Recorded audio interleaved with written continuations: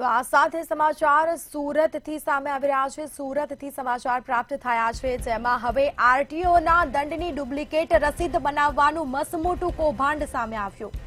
Duplicate રસીદ બતાવી આરટીઓના godown પરથી વાહનો છોડાવતા, જેમાં સરથાણાના ટ્રાફિક ગોડાઉન ઉપર દંડની ડુપ્લિકેટ રસીદ ઝડપાઈ છે। ડુપ્લિકેટ રસીદ સાથે 3 યુવકો વાહન છોડાવવા માટે આવ્યા હતા। ક્યુઆર કોડ સ્કેન ન થતા અધિકારીને શંકા ગઈ અને આ સમગ્ર ભાંડો ફૂટ્યો છે। કૌભાંડનો આખરે પર્દાફાશ થયો છે। 3 યુવકો ડુપ્લિકેટ રસીદ લઈને રિક્ષા છોડાવવા માટે ગયા અને આ ભાંડો ફૂટ્યો।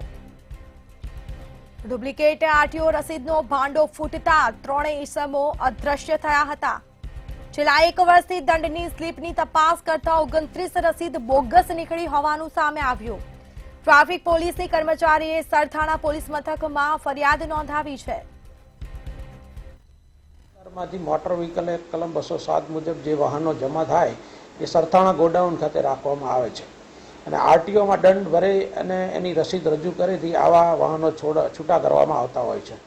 હવે છેલ્લે જે એક રિક્ષા હતી એ રિક્ષાના આરટીઓની રસીદ સાથે 3 ઈસમો રિક્ષા છોડાવવા માટે આવેલા, પરંતુ એમાં માલિક સાથે આવેલા નહીં હતા, જેથી ફરજ પરના અમારા એલઆર જિગ્નેશ ગીરીએ તેઓને માલિકને મોકલવા માટે જણાવતા આ લોકો રસીદ આપીને ગયેલા, પણ માલિક આવેલા નહીં।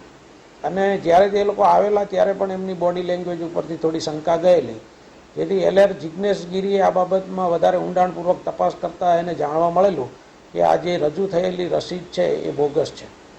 અને એ ખરાઈ એ રીતે કરેલી કે જે રસીદ ઉપર ક્યુઆર કોડ આપવામાં આવેલો હતો એ સ્કેન કરતાં એમાં આરટીઓનું કોઈ ડિજિટલ પેજ ખુલતું ન હતું।